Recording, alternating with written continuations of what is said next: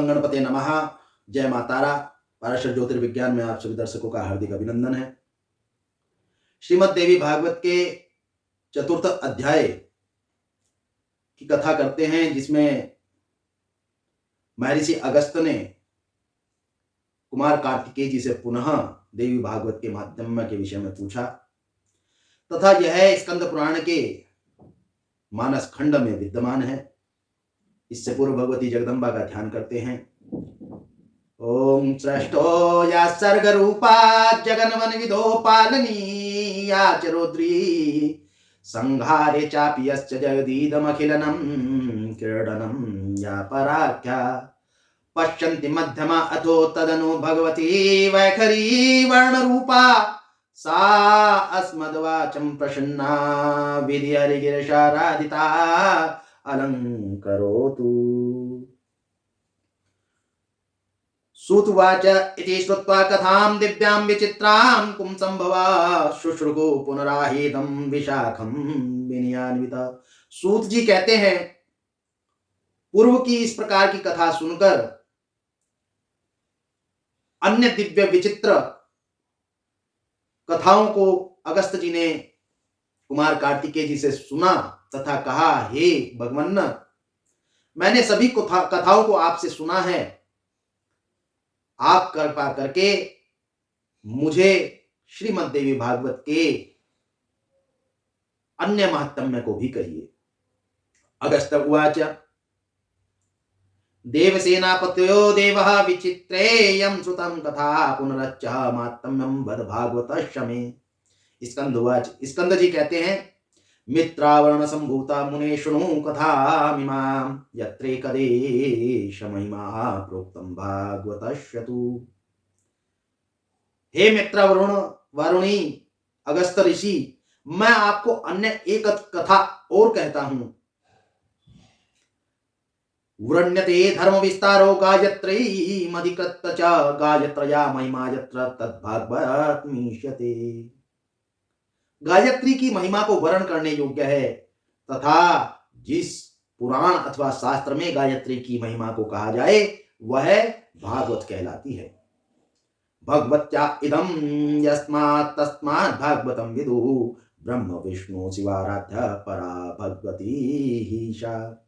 हे महर्षि, यह गायत्री परा भगवती हैं। ब्रह्मा विष्णु तथा महेश सब इनकी आराधना करते हैं तथा हम सबको इनकी आराधना को करना चाहिए। ऋत्वा आगिति विख्यातो मुनिरासिन्न महामति तस्य पुत्रो भवत्काले गंडान्ते पोष्णभान्ति में। ऋत्वाग मुनि बड़े विख्यात मुनि थे तथा उन्होंने पुत्र की कामना से सभी संस्कारों को करके ग्रस्त जीवन धारण किया। रेवती नाम के नक्षत्र में गंडांत में उनको एक पुत्र प्राप्त हुआ। सतश्च जात कर्मादि क्रियाश्चक्रे यथा विधि चूडापनयनाधिश्च संस्कारानपि शोकरो यथा आरभ्य जातो अशो पुत्रस्तस्य महात्मना तत् एवात्सं मुनि शोकरोगाकुलो भवत्। उन्होंने उस पुत्र को जात कर्म आदि सभी संस्कार प्रदान किए, परंतु जिस दिन से उस पुत्र का जन्म उनके यहाँ हुआ, उनके आश्रम में रोग शोक रहने लगा। रोषलोभा परितात्मा तथा माता पितश्च बहुरोगार्दिता नित्यं सुचा दुखी कृता भृशं ऋत्वाक्षः मुनिश्चिन्तामपात्रं सदुःखिता किमेत कारणं जातं पुत्रो मे अत्यंत दुर्मति। उनके पुत्र के जन्म के पश्चात उनकी पत्नी भी रोगिणी रहने लगी तथा मुनि को लोभ तथा शोक होने लगा तथा क्रोध की अत्यंत स्थिति रहने लगी। ऐसा जानकर महर्षि ऋत्वाक ने विचार किया कि किन कारणों के कारण, किन अवस्थाओं के कारण मेरे साथ ऐसा हो रहा है। मेरा यह पुत्र दुर्मति हो गया है। कश्चित्तः मुनि पुत्रस्त बलात् पत्नीं जहार च मेने शिक्षामपि तरुणाशो न च मातुर्विमूढति ततो विखण्ड चित्तस्तु ऋत्वागः प्रविद्यतम् अपुत्रता वरं नृणां न कदाचित् कुपुत्रता। वह पुत्र तरुण युवावस्था तक गया एक समय उसने एक ऋषि की पत्नी का बलात् अपहरण कर लिया तथा उसके साथ रहने लगा। ऐसा जानकर ऋक्वाग मुनि बड़े दुखित हुए तथा उन्होंने यह विचार किया कि किन कारणों से यह हो रहा है। उस पुत्र ने ना तो माता की शिक्षा का विचार किया तथा न ही पिता के विचारों का विचार किया तथा उसने दुष्कर्म को प्रगति की ओर बढ़ा दिया। ऋग्वाद मुनि ने ऐसा विचार किया कि कुपुत्र होने से उत्तम अपुत्र रहना है। कुपुत्र ना हो, अपुत्र भले ही रह जाएं। पितृन्न कुपुत्रः स्वर्यातान्निरये पात्यत्यपि यावज्जीवेत सदा पितरो केवलम दुःखदायकम्। कुपुत्र यदि हो जाता है तो जब तक वह जीवित रहता है तो वह पितरों को दुख ही प्रदान कर सकता है। पुत्रो दुःखायः ध्यजन्मः कुपुत्रश्च च पापिना सुहृदा मनोपकाराय नापकाराय वैरिणाम। कुपुत्र कभी भी अपने माता पिता को सुख प्रदान नहीं कर सकता, न ही वह मित्रों का उपकार कर सकता है और न ही शत्रुओं का अपकार कर सकता है। धन्यास्ते मानवा लोके सुपुत्रो यद्गृहे स्थितः परोपकाराय शीलश्च पितुर्मातु सुखावह। कुपुत्रेण कुलं नष्टं कुपुत्रेण हतं यशः कुपुत्रेण चामुत्र दुःखः निर्यायातना। में लोग धन्य हैं जिनको लोक परोपकारी सहिष्णु पुत्र प्राप्त होते हैं। कुपुत्र ना तो यश प्रदान कर सकता है न वह सुख प्रदान कर सकता है। कुपुत्र सदैव दुख ही दुख प्रदान करता है और तथा वह कुल का विनाश कर देता है। कुपुत्रेणान्नवयो नष्टो जन्म नष्ट कुभार्यया। कुपुत्र के होने से कुल का नष्ट हो जाता है तथा कुभार्या के होने से जन्म का विनाश हो जाता है। इसी प्रकार कुभोजनेन दिवसः कुमित्रेण सुखं कुतः। कुभोजन करने से पूरे दिन का नाश हो जाता है तथा कुमित्र के होने से सुख का विनाश हो जाता है। स्कंद उवाच, स्कंद जी कहते हैं एवं दुष्टश्च पुत्रश्च दुष्टेराचरणैर्मुनि तप्यमानो अनिशं कालम गत्वा गर्गं प्रपच्छत। इस प्रकार उस दुष्ट पुत्र के विचारों को करते हुए ऋत्वाग मुनि ने एक बार गर्ग मुनि के पास जाकर प्रश्न पूछा। ऋत्वाग उवाच, ऋत्वाग जी बोले भगवस्त्वम् अहं प्रष्टुमिच्छामि वद तत्प्रभो ज्योतिषशास्त्रश्च चाचार्यं पुत्रादोषिल्य कारण। हे भगवान गर्ग ऋषि, आप ज्योतिष शास्त्र के आचार्य हैं। आप यह मुझे ज्ञात करिए कि यह मेरा पुत्र किन दोषों के कारण इस प्रकार का उत्पन्न हुआ है। यह कुपुत्र क्यों हो गया है, यह क्यों हमें कष्ट तथा दुख प्रदान करता है।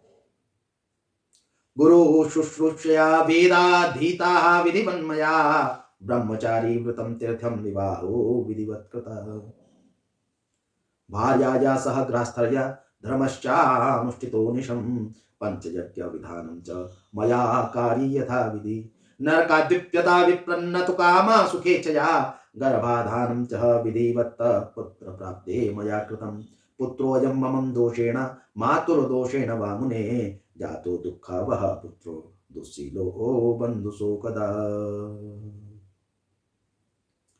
हे महर्षि, मैंने सभी संस्कारों को करके पंच यज्ञों को करके पुत्र प्राप्ति की कामना से सुविधि से विवाह किया है।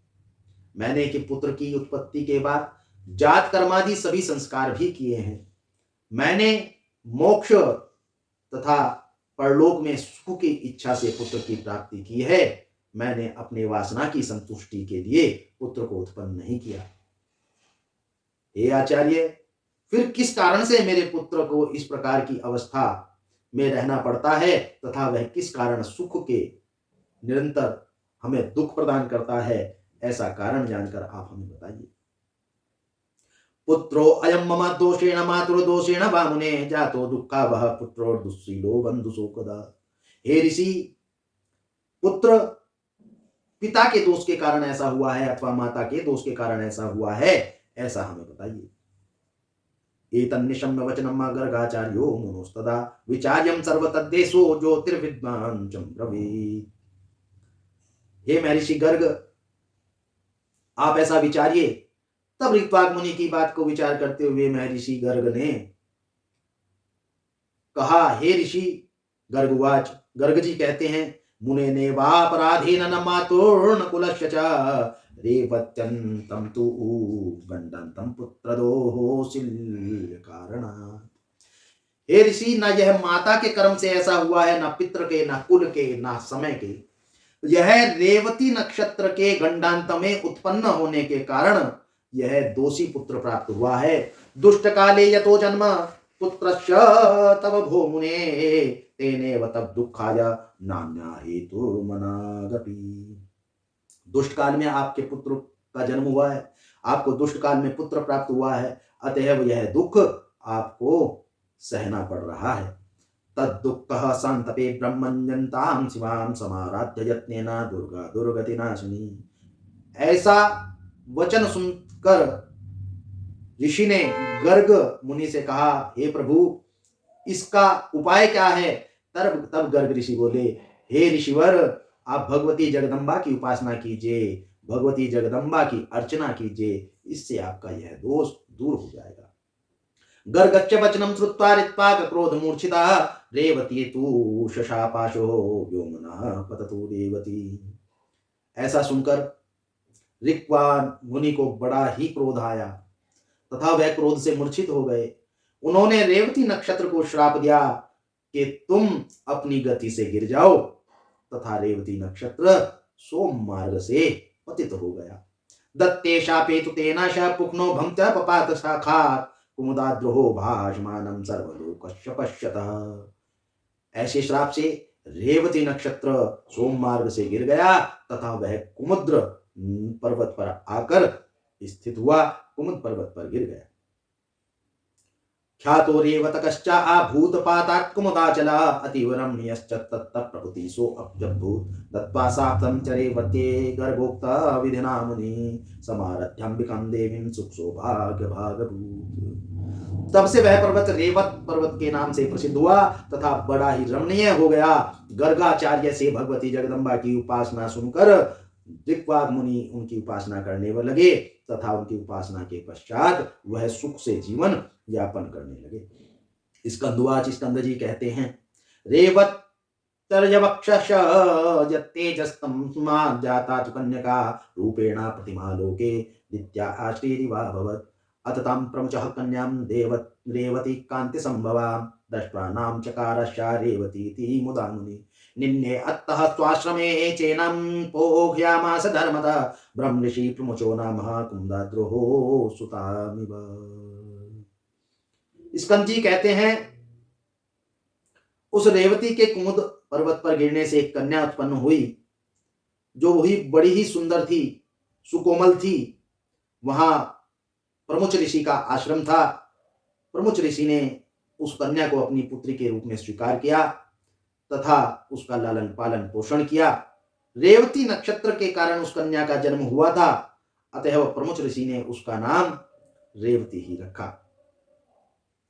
निन्ये अत्तः स्वाश्रमे चेनां पोघमा आयामास धर्मतः ब्रह्म ऋषि प्रमुचो नाम कुमुदाद्रो सुमातामिव अत्कालेन च प्रौढ़ा दृष्ट्वा ताम रूपशालिनीं स मुनिषि निश्चिन्तयामास कोऽस्या योग्यो वरो भवेत् बहुधान्न वेखयस्तस्या नाससादोचितं पतेत् ततो अग्निशालायां संविश्य मुनिस्तुष्टावपावक। वह कन्या महर्षि के आश्रम में लालन पालन से पोषित होते हुए नित्य बढ़ने लगी, तरुण अवस्था तक जा पहुंची। महर्षि प्रमुच ने जब उसको तरुण अवस्था में देखा तो उनको यह चिंता सताने लगी कि इस कन्या का विवाह किससे करना चाहिए, इसका वर कौन होना चाहिए। ऐसा विचार करके एक दिन वह अपनी अग्निशाला में यज्ञ करते हुए भगवान अग्निदेव से इस प्रकार के प्रश्न कहने लगे, हे भगवान, इस कन्या का पति कौन होगा, इसका वर कौन होगा। ऐसी चिंता मुनि ने अग्नि देवता के समक्ष रखी। बहुधा अन्नवेखयस्तस्यान्नाससादोचितं पतेत् ततो अग्निशालां संविश्य मुनिस्तुष्टावपावकम्। कन्यावरम तथा प्रीतस्तमपि हव्यवान् धर्मिष्ठो बलवन्न वीरः प्रियवाग पराजितः दुर्दमो भाविता भरता मुनेशाः प्रत्यपति इति श्रुत्वा वचो वन्ये प्रसन्नो भुन्न मुनिस्तदा देवा आदा आखेटः कव्याजात तत्क्षणादागतो नृप दुर्दमो नाम मेधावी तस्याश्रम पदम मुने। अग्नि देवता ने कहा, हे ऋषि, इस कन्या का पति दुर्दम नाम का राजा होगा, जो बड़ा ही बलशाली होगा तथा जिसका राज्य बड़ा ही सुदृढ़ होगा। वह अपनी प्रजा पर पुत्र के समान भाव रखता होगा। इतना हो ही रहा था कि राजा दुर्दम आखेट के लिए वन में आए थे तथा वह मुनि के आश्रम में पदार्पण कर गए। पुत्रो विक्रमशीलस्य बलवान वीर्यवत्तरः कालिंदी जठरे जातः प्रियव्रत कुलोद्भव मुनेराश्रमा आविश्य तम दृष्ट्वा महामुनिम् आमंत्रयतां प्रिये चेति रेवती पृष्ठवान् नृप। राजा दुर्दम प्रियव्रत मनु के वंश में विक्रमशील राजा के नाम के पुत्र थे तथा इनकी माता का नाम कालिंदी था। ये कालिंदी के जठर से उत्पन्न हुए थे। वे राजा दुर्दम जब मुनि के आश्रम में प्रवेश को करने लगे, उस समय रेवती जो महर्षि प्रमुख की कन्या के रूप में रहती थी, वह उनके समक्ष दिखी। तो राजा ने उसे प्रिय के नाम से संबोधित किया तथा प्रिय के नाम से संबोधित करते हुए बोले, राजो उवाचः महर्षि भगवान अस्मा आदश्रमात् गत प्रिये तत्पादो दुष्टुमिच्छामि बद कल्याणी तत्पता। हे देवी, महर्षि प्रमुख कहाँ हैं? हे प्रिय, महर्षि प्रमुख कहाँ हैं? ऐसा राजा ने बार बार वचन कहा। कन्योवाच, कन्या ने कहा, अग्निशालाम उपगतो महाराज महामुनि निश्चकामाश्रमातोर्णम राजाप्याकर्म तद्वच अथा अग्निशालादारस्थं राजानं दुर्दमं मुनि राजलक्षण संयुक्तम् अपश्यन्नः प्रशान्ततम् प्रणनाम च तं राजा मुनिशिष्यमुवाचः गोतमहानियतामर्घ्य मर्घयोग्यस्ते भूपति आगतश्चिरकालेन जामातेति विशेषता इत्युक्त्वा अर्घ्य ददो तस्मै सोऽपि जग्राह चिन्तनम्। कन्या से इस प्रकार सुनकर राजा अग्निशाला की ओर गए। अग्निशाला के द्वार पर जब राजा दुर्दम पहुंचे तो महर्षि प्रमुख उन्हें देखकर प्रफुल्लित हो गए तथा उन्होंने अपने शिष्य गौतम से कहा, हे गौतम, अर्घ्य को लाओ और राजा को अर्घ्य प्रदान करो। महाराज अर्घ्य लेने योग्य हैं, ये मेरे जमाता हैं तथा बहुत समय के पश्चात मेरे आश्रम में इनका पदार्पण हुआ है। आगतश्चिरकालेन जमातेति विशेषतः मुनिराशनम् आशीनं ग्रहीतार्घ च भूपति आशीर्भिरभिन्न ध्यात कुशलं चाप्य पृच्छत अपि ते नामजं राजन् बले कोशे सुहृत्सु च भूत्ये आम्रत्ये पुरे देशे तथात्मनि जनाधिप भार्या अस्ति ते कुशलिनी यत् सा अत्रैव तिष्ठति अतो न पृच्छाम्यस्या आस्ते चान्यासं कुशलं वद। राजा को अर्घ्य प्रदान कर ऋषि ने उनकी कुशल क्षेम पूछी तथा कहा, हे राजन, आपके राज्य में प्रजा सुख से तो है, किसी प्रकार का रोग शोक तथा दुख तो नहीं, आपकी संतानें, आपका कुल प्रसन्नता से तो है, आपका राज्य कारभार प्रसन्नता से तो है तथा आपका राजकोष उत्तम तो है। आप अपनी भार्या को छोड़कर अन्य स्त्रियों के विषय में सब कुशलता से कहें, क्योंकि आपकी भार्या तो यहीं हमारे वन में ही निवास कर रही है। राजोवाच, राजा ने कहा, भगवस्त्वं प्रसादेन सर्वत्रानामथं मम एतत् कुतूहलं ब्रह्मन्न मद्भार्या कार्त्र विद्यते। राजा बोले, हे भगवान, आपके कृपा आशीर्वाद से मेरे कुल वंश राज्य में सब कुछ कुशलता से है, परंतु मुझे एक कौतूहल हो रहा है कि मेरी किस भार्या के विषय में आप वार्ता कर रहे हैं। मेरी कौन सी भार्या आपके आश्रम में विद्यमान है? ऋषि उवाच, ऋषि ने कहा, रेवती नाम ते भार्या रूपेणा प्रतिम्भुवि विद्यते अत्र कथम पत्नीं तान वेत्सि महापते। हे राजन, जिसे आपने अभी अभी प्रिय कहा है, वह रेवती सुंदर सुकन्या आपकी पत्नी है तथा यह मेरे आश्रम में विद्यमान है। हे महीपति, यह आपकी पत्नी है। राजोवाच, राजा ने कहा, सुभद्राध्यास्तु या भार्या मम संति गृहे विभो जानाति तास्तु भगवन्नेव जानाति रेवती। हे भगवान, सुभद्रा नाम की पत्नी मेरे घर में विद्यमान है, मैं इस रेवती को नहीं जानता हूं। ऋषि उवाच, ऋषि ने कहा, प्रियेति सांप्रतम राजस्पयोक्ता यां महमते सा विस्मृता क्षणादेव सा तेष्ला आज्ञत्तमा प्रिये। हे राजन, जिसे आपने प्रिय कहा है, क्या आप उस अपनी प्रियतम पत्नी रेवती को नहीं जानते? आप इसके पति हैं तथा यह आपकी पत्नी है, ऐसा मुझे आज ही अग्निदेव ने कहा है। अग्निदेव ने आपके विषय में मुझे विचार किया है और अग्निदेव ने ही आपको इसे प्रिय कहने के लिए प्रेरित किया है। राजोवाच, तयोक्तं जन्मता तन्नो तथे एवान्न मित्रता मया मुने दृष्टो न मे भाव कोपम मा कृतुम ऋषि। हे राजा ने कहा, हे ऋषि, यह तो मैंने भूलवश वैसे ही इनको प्रिय कहा है, आप कृपा कर इस पर कोप न करें। ऋषि उवाच, राजन्नोक्तं तया सत्यं न भावो दूषितस्तव वह्निना प्रेरितेन थं भवता व्याहृतं वच अद्य पृष्ठो मया वह्नि को अस्या भरता भविष्यति तनोक्तं दुर्दमो राजा भविता अस्यापति ध्रुवम् तदा दत्सवः मया दत्ता मिमां कन्यां महीपते प्रियते आमन्त्रिता पूर्वं मा विचार कुरुष्व भो श्रुत्वे तत्तसो भवत्तुष्णीं चिन्तयन् मुनि भाषितं वैवाहिकं विधि तस्य मुनि क्रतु समुद्धता। ऋषि ने कहा, हे राजन, मुझे यह सब ज्ञात है, आपने किसी भी दूषित मन से इस कन्या को प्रिय नहीं कहा है। हे राजन, मुझे आज ही अग्निदेव ने आपके विषय में विचार दिया है तथा कहा है कि यह दुर्दम राजा की पत्नी होगी, इसके वर महाराजा दुर्दम होंगे। आपको मैं यह कन्या प्रदान करता हूं तथा आपका वर्ण इस कन्या के लिए करता हूं। आप इससे विवाह कीजिए तथा आप इसको पत्नी के रूप में स्वीकार कीजिए। तदा तस्यं मया दत्तामिमां कन्या महीपते प्रियता मा अंतता पूर्वं मा विचार कुरुष्व भो श्रुते तत्सो भक्तुष्णीं चिन्तयन् मुनि भाषितं वैवाहिकं विधिं तस्य मुनि कृतो सुमध्यत। ऋषि उवाच, वत्से विवाह योग्यानि सन्तश्चान्य भूरिश रेवत्या कथमोहाद्य पोषणं न दिवि स्थितम्। ऐसा राजा से कहकर ऋषि विवाह की तैयारियों में लग गए तथा उन्होंने अपनी कन्या रेवती से यह कहा कि हे पुत्री, मैं तुम्हारा विवाह राजा दुर्दम के साथ कर रहा हूं। अथोद्यतः विवाहस्य दृष्ट्वा कन्या ब्रवीत मुनिं रेवत्यक्ष विवाहो में तात्कर्तु त्वमहर्षि।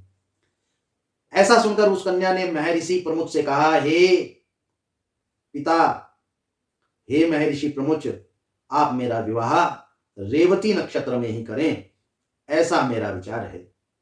कन्योवाच, रेवत्यवक्षं विना कालो ममोद्वहोचितो नहीं अतः सांप्रथार्यामि तद्विवाहं पोषणभं कुरु। हे पिताजी, आप मेरा विवाह रेवती नक्षत्र में ही करें, अन्य काल में मेरा विवाह न करें, अन्यथा मैं किसी भी प्रकार को सुख को नहीं प्राप्त कर पाऊंगी। मेरा विचार रेवती नाम के नक्षत्र में ही विवाह करने का है। ऋषि उवाच, ऋषि ने कहा, ऋत्वागमुनिना पूर्वे रेविदं निपातितं भान्तरे चिन्नते प्रीतिर्विवाहश्चात् कथं तव। हे कन्या, ऋत्वाग मुनि ने रेवती नक्षत्र को सोम के मार्ग से गिरा दिया है, वह तो आकाश में स्थित भी नहीं है, उसमें तुम किस प्रकार विवाह कर पाओगी। कन्योवाच, कन्या ने कहा, तपः किं तप्तवानेक ऋत्वागेन केवलम भवता किं तपो नेत्रक तप्तं वाक्यमानसे जगत् सृष्टुं समर्थस्त्वं वेत्यायं ते तपोवनं रेवत्यक्षं दिवि स्यातः मम त्वाहं पिता कुरु। हे पिताजी, क्या ऋत्वाग मुनि ने ही तप को किया है? क्या आप मन क्रम वचन से आपने तप नहीं किया है या अन्य किसी ऋषि ने तप नहीं किया है? हे पिताजी, मैं आपके तप को अवश्य जानती हूं।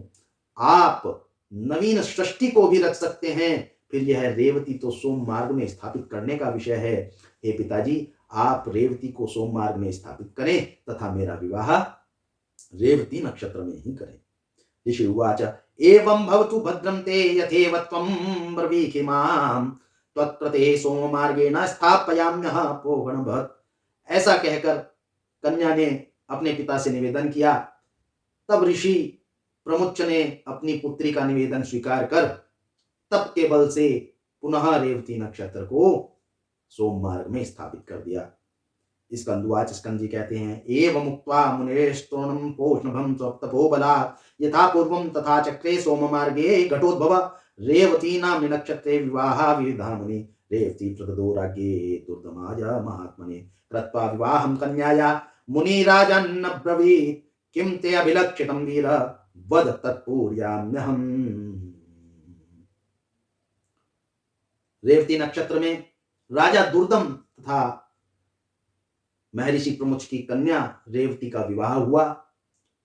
बड़े उत्साह और उल्लास से विवाह हुआ और विवाह संस्कार के पश्चात प्रमुच ऋषि ने राजा दुर्दम से कहा, हे राजन, आपने मेरी मनोभिलाषा को पूर्ण किया है, अतः आप की मनोभिलाषा क्या है मैं उसको पूर्ण करूंगा। आप मुझे कृपा कर बताएं, मैं अवश्य ही तपोबल से उसे पूर्ण करने की कामना रखता हूं।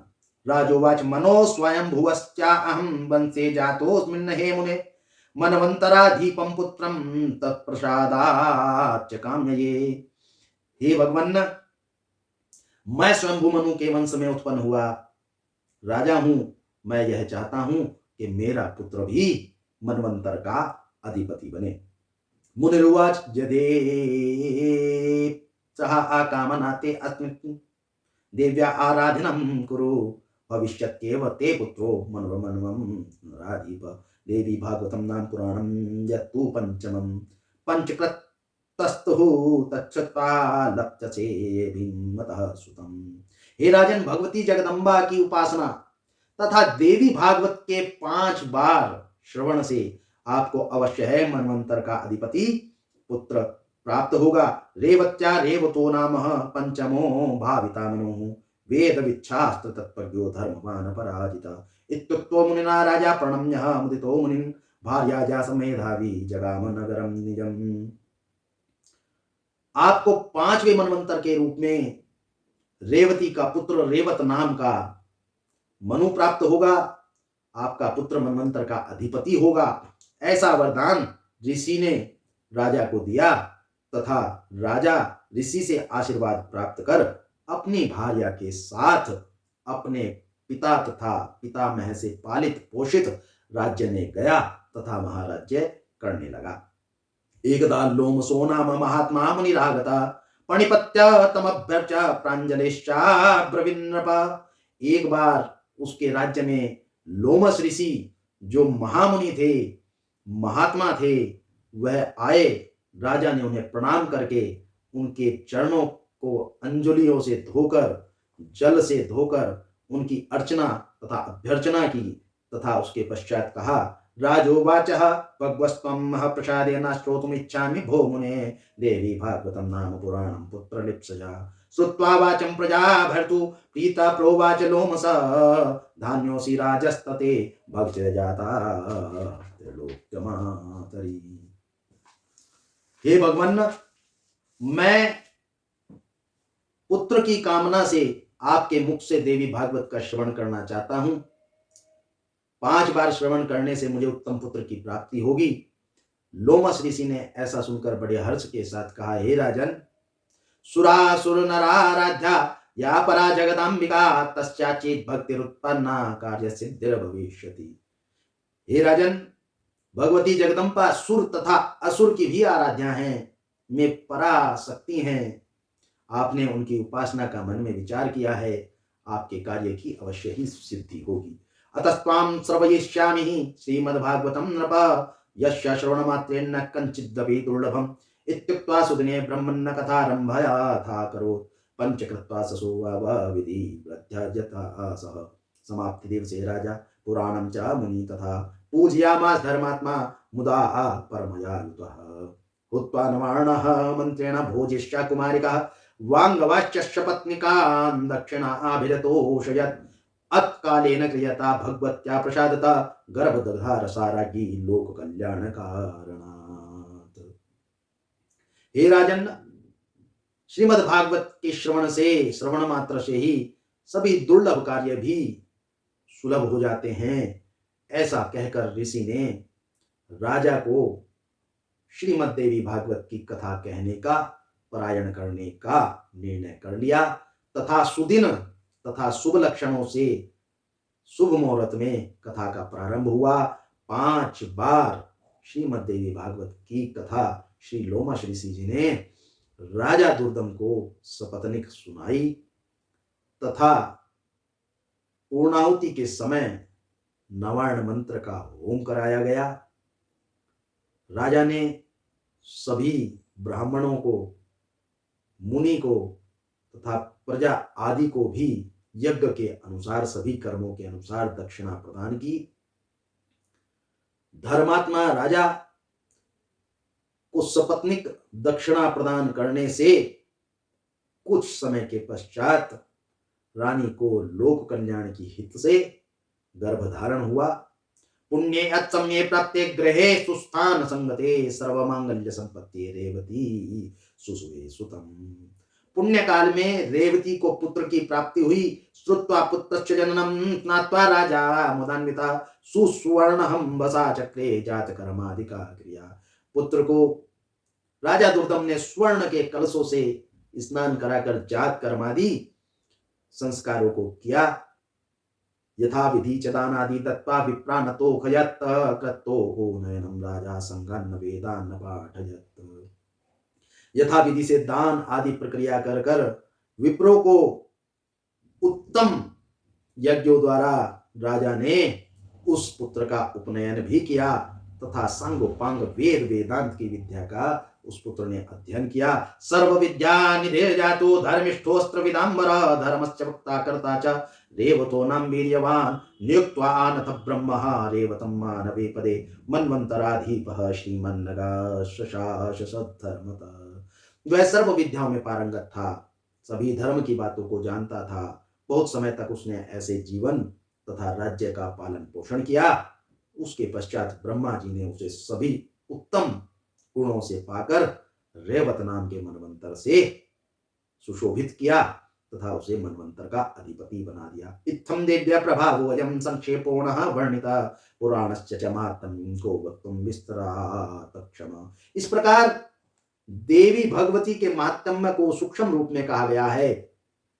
विस्तार से इनके पुराण को कौन वचन कर सकता है, कौन कह सकता है। सूतवाद सूत जी कहते हैं कुंभयोनिस्तु महात्म्यं विधि भागवतश्च च श्रुत्वा कुमारं चाभ्यर्चः स्वाश्रमं पुनराजयु। इस प्रकार इस महात्म्य को श्री स्कंद जी से सुनकर अगस्त ऋषि अपने आश्रम को गमन कर गए तथा उन्होंने स्कंद जी की अर्चना की। इदं मया भागवतस्य विप्रा महात्म्यं मुक्तं भवतां समक्षं शृणोति भक्त्या पठति भोगान् भुक्त्वा अखिलान् मुक्ति मुपेति जानते। इस श्रीमद् देवी भागवत पुराण की कथा को इस प्रकार सुनकर सभी अपनी मनोकामनाओं को पूर्ण करते हैं, सभी भोगों को प्राप्त करते हैं।